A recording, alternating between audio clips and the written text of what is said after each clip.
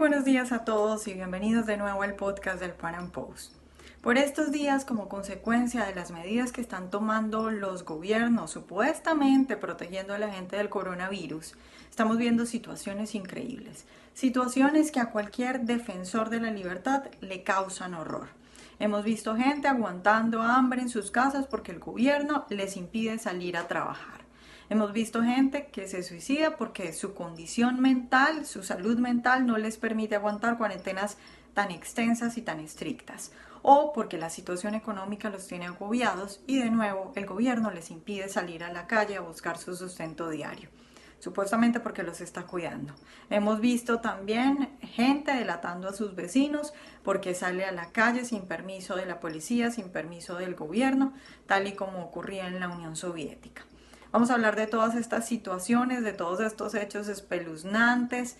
Vamos a conversar sobre las medidas draconianas que están tomando los gobiernos y sobre cómo mucha gente apoya estas cosas e incluso pide más represión. Parece que muchos quisieran vivir como esclavos. Vamos a conversar sobre todo esto, también sobre el miedo como estrategia para sacar adelante proyectos políticos. Nuestro invitado de hoy es Gabriel Zanotti, él es doctor en filosofía, ha escrito artículos, libros y también es profesor en Argentina. Gabriel, buenos días, muchas gracias por estar hoy con nosotros. Buen día, Vanessa. Gracias por la invitación. Un gusto. Bueno, Gabriel, pues están pasando muchas cosas alrededor del mundo, cosas que la verdad no me imaginé que pudieran llegar a suceder, que yo tuviera que ver. Y bueno, tal vez tengamos tiempo en la entrevista para ir hablando poco a poco de cada uno de estos detalles, pero yo quisiera empezar preguntándote un poco por ese relato que se ha creado, del que se ha pegado mucha gente y tal vez del que surgen muchas locuras. Y es esto de vida versus economía. ¿Qué piensas de eso? Yo comprendo que esa dicotomía haya sido aceptada por personas de buena voluntad, que suponían, o que son más bien intervencionistas y que suponen que con la intervención del Estado se podría llegar a compensar la falta del propio trabajo, ¿no? Eh, pero, este, pero no puedo dejar de advertir que me parece que eh, eh, esta dicotomía ha sido generada por una agenda muy de izquierda que con toda conciencia intenta destruir las economías de Occidente para avanzar ahí de una manera terrible, ¿no? Así que, eh, o sea, la ignorancia de que eliminar las propias fuentes de sustento es un atentado a la vida, es comprensible en las personas que piensan que el Estado puede crear bienes de la nada, ¿no? Pero me parece que en otras personas no, otras personas saben perfectamente que lo están haciendo para el avance total y completo del Estado, como si ya no hubiera, comillas, Estado, ¿no? Pero con esto han encontrado la excusa perfecta. En realidad el coronavirus se ha convertido en la excusa perfecta para un autoritarismo soviético a nivel mundial, eh, y cabe confesar que nos tomó a todos desprevenidos, ¿no? Es una estrategia maquiavélicamente perfecta. Es el horror es el horror de la perfección del autoritarismo. Han encontrado el pánico, han encontrado la masificación, la alienación, han encontrado la excusa perfecta para un avance sin ejército, ¿no? Mira, realmente una obra maestra del maquiavelismo como no se veía, creo que hace siglos, mira lo que te digo, siglos.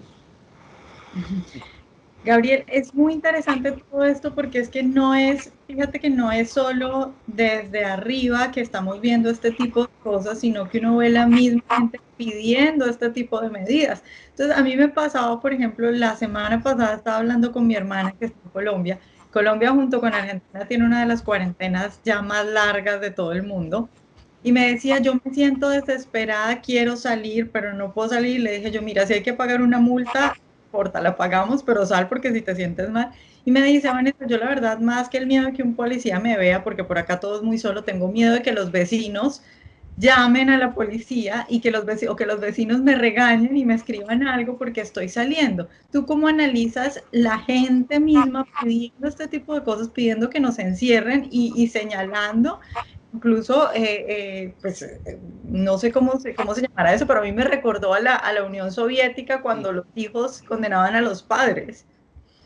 Bueno, uno de mis primeros artículos criticando todo esto justamente hacía referencia a la sovietización mundial, en lo cual yo incluía que justamente por la alienación y por la falta de pensamiento crítico de las masas, tema denunciado hace mucho tiempo por grandes filósofos y psicólogos, pero que ahora estamos viendo a dónde llega, por la alienación y la falta de pensamiento crítico, eh, esta agenda totalitaria ha sido capaz de recurrir eh, a las más bajas pasiones que el pánico despierta, y estamos llegando a situaciones de delación que eran típicas de la Unión Soviética, que son típicas de la Cuba actual, que eran típicas de la Alemania del Este, familias delatándose las unas a las otras, vecinos delatándose. En Argentina eso fue tendencia, te diría, el primer mes, la segunda mitad de marzo, abril, pero ya eso por lo menos en la ciudad de Buenos Aires está disminuyendo en su intensidad. Pero, vuelvo a decirte, lo que tú me preguntas es explicable psicológicamente por la falta de pensamiento crítico, que es típico de las masas cuya rebelión siempre Ortega denunció y anunció. Eh, o sea, lamentablemente nada que, de lo cual sorprenderse a nivel psicológico, pero sí mucho de lo cual lamentarse porque justamente el liberal pone restricciones a la acción del Estado justamente porque somos conscientes de que todo eso puede venir apenas los límites institucionales se diluyen, ¿no? Entonces, por eso una de mis grandes desilusiones es también con algunos liberales que apoyaron todo esto, suponiendo que era una medida momentánea, eh, aceptando lo que no aceptan en economía, lo aceptaron en el tema de salubridad, con lo cual entraron en una gran contradicción interna, y sin tener conciencia de las consecuencias no intentadas que todo esto podía tener.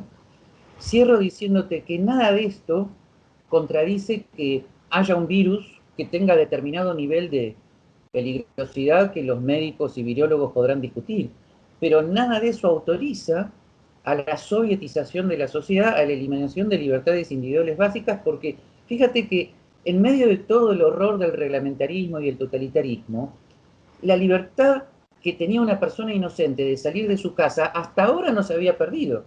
Pero, pero ya está, eso tampoco existe más. Como yo escribí en alguno de mis artículos, por ejemplo, en la Argentina ya suficientes reglamentos tenías para cualquier cosa, ¿no? Y en temas importantes, o sea, si querías abrir un sanatorio privado, bueno, 8 siglos de reglamentos. Si querías abrir un colegio privado, 8 siglos de reglamentos. Si querías abrir una pequeña empresa, 8 siglos de reglamentos. Bueno, ahora a todos esos 8 siglos, es una manera simbólica de hablar, se agregan 2 siglos más, o sea, los reglamentos que tienes que pasar para simplemente salir de tu casa. Es el horror del totalitarismo, ¿no? La verdad, nunca supuse que hubieran encontrado un arma biológica tan perfecta, ¿no? Sí. Gabriel, hay cosas que a mí me cuesta trabajo explicar o entender, a ver si cuál es tu mirada sobre eso, porque respecto a esto de cómo reacciona la gente y cómo se ha dejado, incluso como ellos mismos estas medidas o delatan a la gente que no las cumple. En Colombia sucedió, por ejemplo, que es un caso que supongo que ha sucedido en muchos otros países, un señor que es vendedor ambulante, era vendedor ambulante, salió varias veces y varias veces la policía lo captura, la tercera vez le abren un juicio, le ponen una multa, le dicen que no puede volver a salir, el señor se suicida. Y el señor lo último que dice ante el juez es que yo si dejo de salir, mis hijos no van a tener que comer, entonces yo voy a seguir saliendo.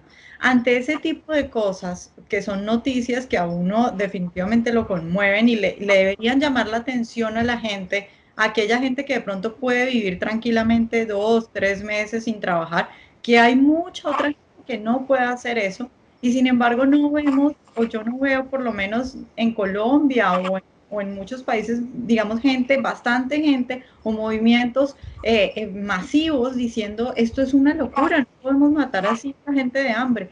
¿Qué pasa? ¿La gente no se alcanza a dar cuenta o la gente tiene miedo de decirlo? ¿Tú cómo ves eso? El diagnóstico cultural que yo siempre he hecho es que estamos asistiendo a algo que había sido denunciado hace mucho por muy pocos, uno de ellos el famoso epistemólogo Paul Feyerabend, que es el totalitarismo al cual lleva la unión entre la ciencia y el Estado, el totalitarismo al cual lleva una impronta cultural donde la imposición religiosa de siglos anteriores se sustituye ahora con la creencia de que todo lo científico debe ser impuesto por la fuerza, y entonces las personas que están convencidas de esa base cultural, que ni se les ocurre discutir el tema, a su vez se manejan por el miedo y por el pánico. Hace mucho que esto sucede, ¿no? Hace mucho que el Estado tiene importantes intromisiones en la salubridad y el arma que tiene es el pánico. Cuidado con esto, prohibido esto, y la gente lo acepta. Ahora, como estaban acostumbrados a aceptar que el Estado te diga, no consuma eh, lo que fuere, porque yo Estado le digo que no, bueno, después de una centuria de ese acostumbramiento cultural, las personas han aceptado esto sin ningún tipo de juicio crítico. Por suerte, algunas ahora se están dando cuenta de lo que eso significaba, y además, te vuelvo a decir, se advierte ya perfectamente cómo esto responde a una agenda política espantosa. Tú que estás en los Estados Unidos, sabes perfectamente que ya no se puede decir que sea casualidad que todos los alcaldes, y digo todos, los alcaldes, tal vez hay alguno que no y tú me informarás, todos los alcaldes y gobernadores demócratas han aceptado estas draconian medidas, pero inmediatamente y con unas ínfulas dictatoriales que son espantosas, sobre todo en Estados Unidos, porque que eso surja en alguno de nuestros países, y bueno, ¿no? Vanessa, tú y yo estamos acostumbrados, ¿no? A lo que es Latinoamérica, pero que eso suceda en los Estados Unidos, donde supuestamente tienes un sistema constitucional que te puede proteger de cualquier abuso de poder, y ahora de repente un alcalde enloquecido, que no tiene ni siquiera la más remota idea de lo que significa la Declaración de Independencia, toma un megáfono y te amenaza con la cárcel más extrema si violas sus omnipotentes y anticonstitucionales medidas. Es un espectáculo degradante, la verdad. eh, no me caracterizo por mi optimismo cuando veo ese tipo de cosas, ¿no? Y, y te vuelvo a decir, lo que más me espanta es la ingenuidad galopante de algunos liberales que apoyaron esto, ¿no? Realmente eso es horrible. Los epítetos que yo he recibido por parte de supuestos amigos, ¿no? Eh, ya me he acostumbrado a que me digan liberal dogmático, ¿no? Ahora los liberales individuos, los liberales que aceptan este tipo de totalitarismo, y nosotros los dogmáticos, ¿no? Fíjate que, así que ahora soy un liberal dogmático, además conspiranoide, negacionista.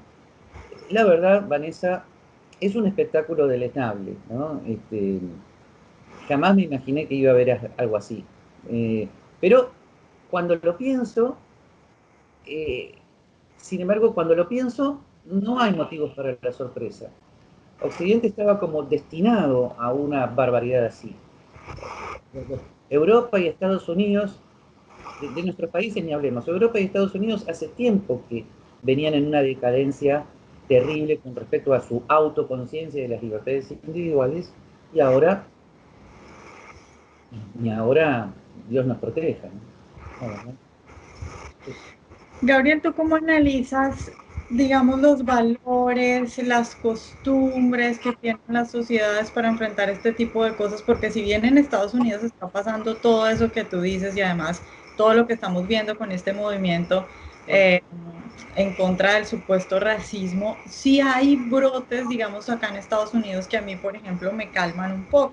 Entonces, por ejemplo, en estos estados donde se respeta mucho la tenencia de armas, son estados que tienen diferentes diferentes valores y costumbres. Por ejemplo, en Virginia, yo estuve viviendo varios meses en Virginia y te digo que, o sea, las familias están acostumbradas a tener 8 hijos, los fines de semana todos se reúnen los familiares a practicar cómo usar las armas, arman milicias que son legales acá, todo este tipo de cosas. Y hemos visto, por ejemplo, lo que pasó en Michigan, donde las milicias entran al Congreso armadas y dicen no podemos extender esta cuarentena, no vamos a estar más encerrados.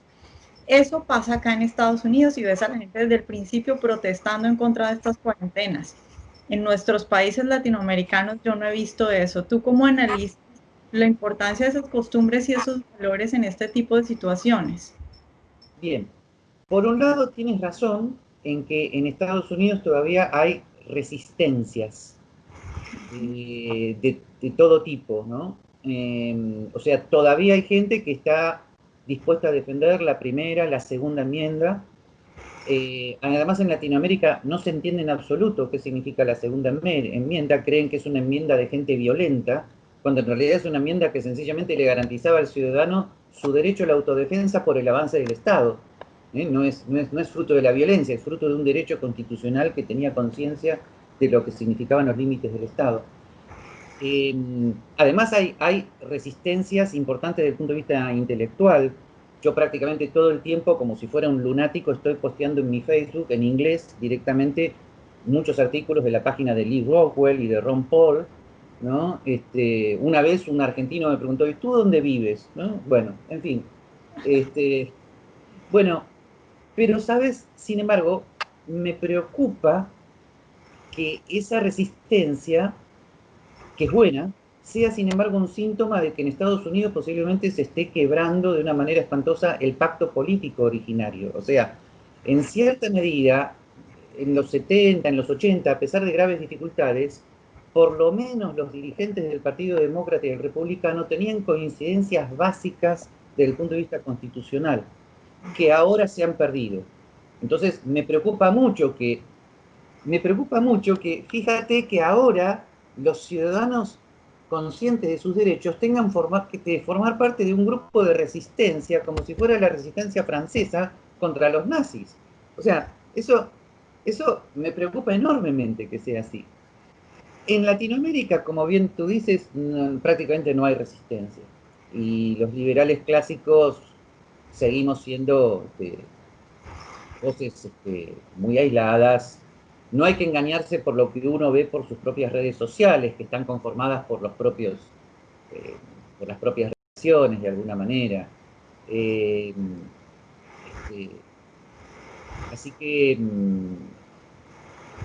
en Argentina, tímidamente, algunos han comenzado a hacer algunas acciones de amparo, pero ya la justicia las denegó. Eh, Así que, en fin, pero vuelvo a decirte, estoy muy preocupado por la quiebra del pacto político originario en los Estados Unidos y estoy muy preocupado de que, comillas, lo que antes era sencillamente ser un ciudadano honesto y consciente de sus derechos, ahora se ha convertido en un movimiento de resistencia. Resistencia contra los alcaldes, resistencia contra los gobernadores, resistencia contra Antifa, resistencia contra el totalitarismo de quienes dicen Black Lives Matters y salen a destruir, a robar, a saquear, a violentar. He visto ya un video donde un partidario del Black Lives Matters frena a una mujer blanca por la calle y le dice arrodíllese y pídame perdón. El video fue mostrado en el sector en el programa televisivo que tiene Tucker Carlson, ¿no? Eh, la verdad, eh, en fin, nadie niega la intencionalidad política eh, y la hipocresía absoluta y la irresponsabilidad total de los dirigentes demócratas que están haciendo todo este espectáculo, pero que eso suceda por la calle, así, que de repente estés caminando y te pare alguien y te diga arrodíllate, ¿no? Bueno, ¿qué quieres que te diga, Vanessa? O sea, estoy muy preocupado que ahora este, no arrodillarte porque alguien te lo pide sea parte de un movimiento de resistencia, ¿no? Obviamente te podrás imaginar la respuesta que cabe, la única respuesta que cabe es yo solo me arrodillo ante Dios. pero la pobre mujer se arrodilló porque no sabía si, si el ser humano que se lo pedía estaba armado o qué, o cómo podía reaccionar. La verdad, mm, es muy preocupante, Vanessa, muy preocupante.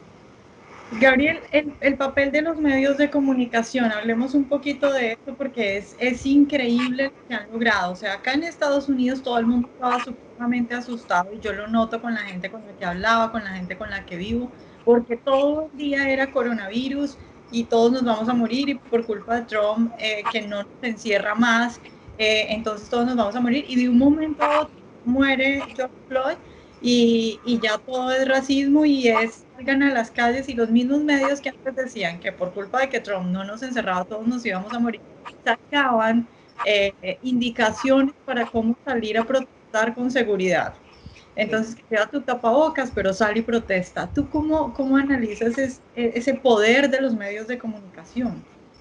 Bueno, como tantas cosas, es un tema que ya estaba analizado, lo que pasa es que ahora sale a la luz lo terrible que puede ser la alienación, la masificación, la falta de pensamiento crítico que se da en los medios de comunicación, que constituyen un círculo vicioso con la sociedad toda, porque los medios reflejan el ambiente cultural de una sociedad. No es que los produzcan, sino que los reflejan, es un círculo vicioso. Hay un tema muy estudiado en comunicación social que se llama la espiral del silencio, cómo los comunicadores sociales y los que participan en los programas se autocensuran permanentemente frente a la opinión pública dominante y ante lo políticamente correcto. Así que eso ya estaba estudiado, ya se sabía, sucedió varias veces, cada país tiene sus episodios al respecto. En Argentina sucedió, bueno, con el gobierno militar del 76 ni hablar. Con el tema de las Malvinas, ¿no? Durante 2 meses todos los medios de comunicación, excepto siempre, por supuesto, hay una o dos honrosas excepciones, ¿no? Siempre se cumple que, como dicen las Sagradas Escrituras, todavía quedan 5 justos señores. Y confirmará en todos los medios de comunicación diciendo todo el día vamos ganando, vamos ganando. Yo tenía 22 años, o sea, me acuerdo perfectamente. Bueno, y ahora se repite lo mismo, ¿no? La verdad, me desanima un poco, ¿no? Pensar que incluso hay algunos profesores que nos hemos estado matando en carreras de comunicación, tratando de formar a gente, y luego estos son los resultados, ¿no? Pero claro, a su vez ellos tienen las manos muy atadas. Presupongo que en todo el mundo sucede lo mismo, pero tú sabes perfectamente que el libre mercado prácticamente ha desaparecido y las empresas de comunicación también son empresas protegidas, arregladas con el gobierno. Sus, sus empleados tienen las manos muy atadas, cumplen órdenes, es un horror, ¿no? Así que todo esto estaba ya analizado por importantes pensadores que han criticado mucho lo que se llama la alienación en los temas de comunicación social, la falta de pensamiento crítico, y ahora se ve con toda su crudeza. Te digo una cosa y concluyo esta pregunta con esto. Por ejemplo, en la Argentina, comunicadores sociales y públicos han caído en, un, eh, eh, eh, en una neurosis obsesivo-compulsiva en contar los casos, número de casos, todo el día, caso de coronavirus, caso aquí, caso allá, son 2, 3, 4 casos de coronavirus aquí, 8 casos.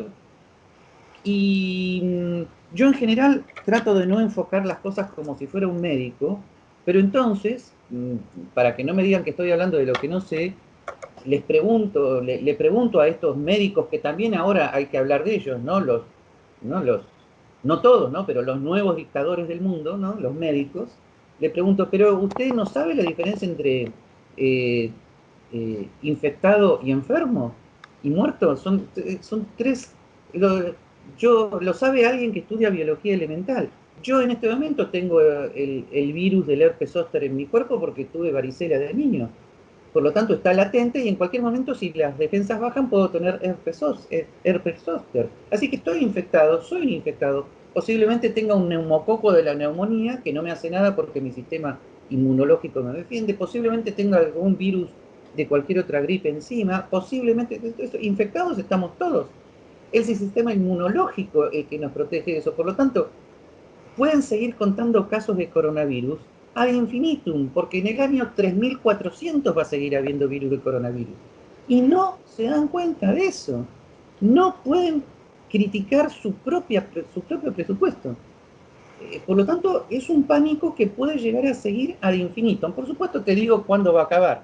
Va a acabar, claro, cuando salga la omnipotente vacuna, todos seamos obligados a colocárnosla, y entonces ahí la gente se va a calmar un poquitito.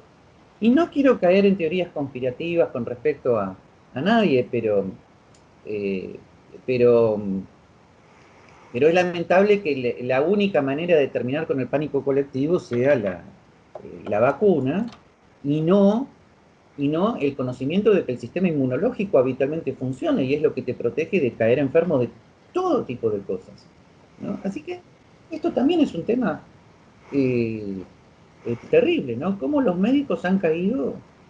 Bueno, pero vuelvo a decirte, no me sorprende nada. Después de más de un siglo donde los médicos están acostumbrados a ser los expertos, los peritos de los gobiernos, ahora sencillamente respondieron como tales. Mira, te voy a decir una cosa que dice Paul Feyerabend. Dice, los expertos actualmente, y esto lo escribió a partir de la década del 50, son peores que los inquisidores medievales. Porque los inquisidores medievales, que eran los expertos religiosos del Sacro Imperio, por lo menos lo hacían con la sana intención de salvar tu alma. Estos cobran un sueldo. Listo, así de simple, ¿no? Eso es lo que decía Feyerabend. Por supuesto, te imaginás que los médicos lo odiaban un poquito a Paul Feyerabend, ¿no? Autor que por lo demás muchos amigos míos liberales no quieren estudiar, ¿no? Y hace más o menos 3.800 años que les estoy diciendo estudien a Paul Feyerabend, es tan importante como Mises, Hayek y Popper. Así que por eso algunos liberales, muy, muy metidos en cierto cientificismo, han sido atrapados de sorpresa por todo este tipo de medidas, ¿no? Gabriel, ¿tú qué crees que va a pasar? ¿Cómo van a avanzar las sociedades o cómo van a retroceder? ¿Vamos a volver a la normalidad o esto definitivamente nos va a cambiar para siempre? Yo espero equivocarme, pero me parece que hemos dado un paso atrás espantoso. Y no sé si hay retorno. Porque aún en el caso, aún cuando el año que viene salga la famosa vacuna, muchos están hablando de una nueva normalidad. Y esa nueva normalidad, otra vez, vas a ver que hay algunos que nos vamos a resistir, pero vamos a quedar como marcianos. No sé durante cuánto tiempo, ¿no? Te van a exigir medidas de distanciamiento social, cosas por el estilo. Yo ya me veo dando clases con un traje de astronauta a un aula que es para 30 alumnos compuesta nada más que por 10. Quiero saber cómo van a ser, ¿no? La verdad, hace poco puse en Facebook una foto de un restaurante que ha ideado unas cámaras de plástico para poner arriba de cada comensal, ¿no?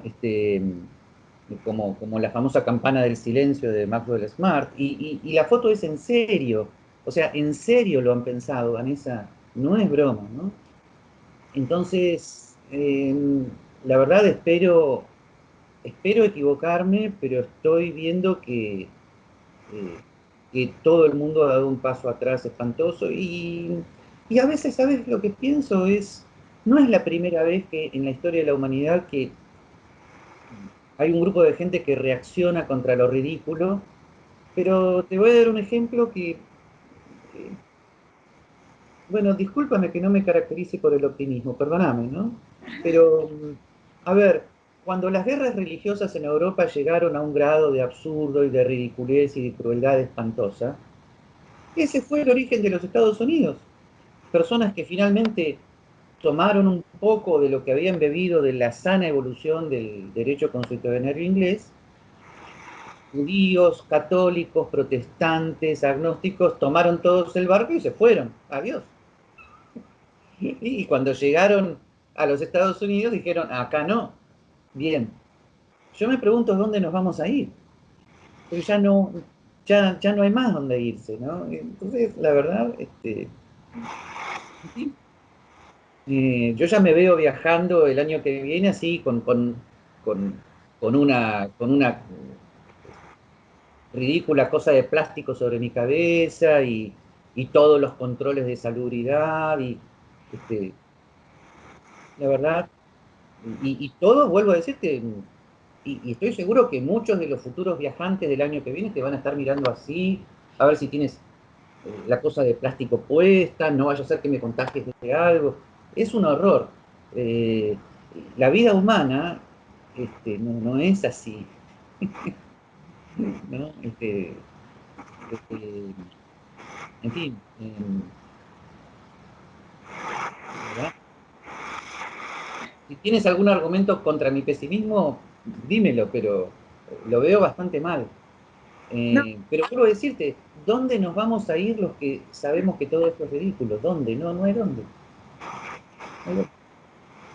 bueno, yo no tengo muchos argumentos, pero te puedo decir que acá en Washington, por ejemplo, yo puedo salir a correr cuando quiera, puedo hacer un asado fuera en mi jardín, no pasa nada, gracias a Dios. Como se manejan tan diferentes los estados, entonces, bueno, a mí me tocó un buen estado en el que podemos hacer cosas normales. Entonces te puedes venir para Washington cuando no puedas más allá en Argentina.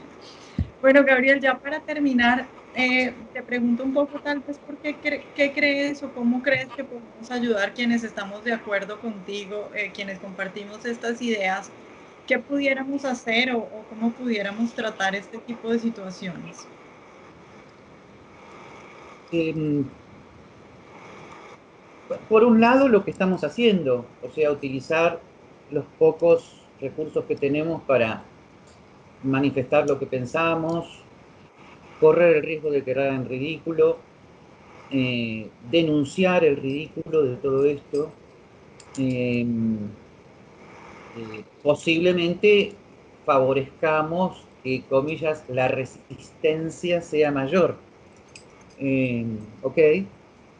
Pero también, también en nuestra vida cotidiana, pero esto es todavía más difícil, en nuestra vida cotidiana también comenzar a hacer pequeños actos de resistencia frente a ciertas imposiciones, ¿no?